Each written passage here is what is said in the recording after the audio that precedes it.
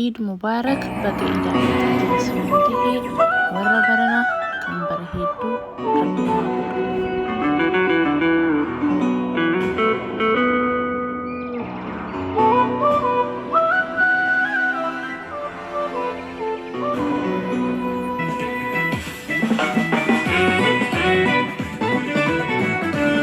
Jirra jirtu isiniin jechaa yuutuubii kiyya gaaddisee shamsaddiin kan jedhu sabskiraayib godha.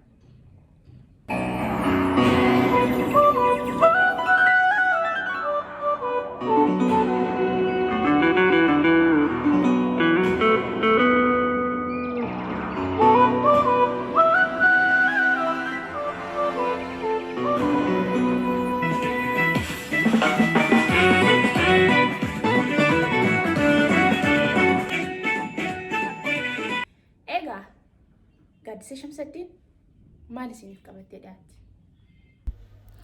Uffannaa aadaa Oromoo diizaayinaa adda addaatiin akkamitti bareechinee uffanna? Nyaanni aadaa Oromoo hoo? Aartii.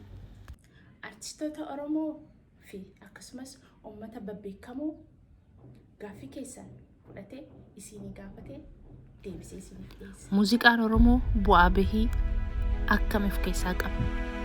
Kan jedhu irratti hojjeta. Walaloo fi yeedaloo hoo akkamitti maddisiisna? Ammasittu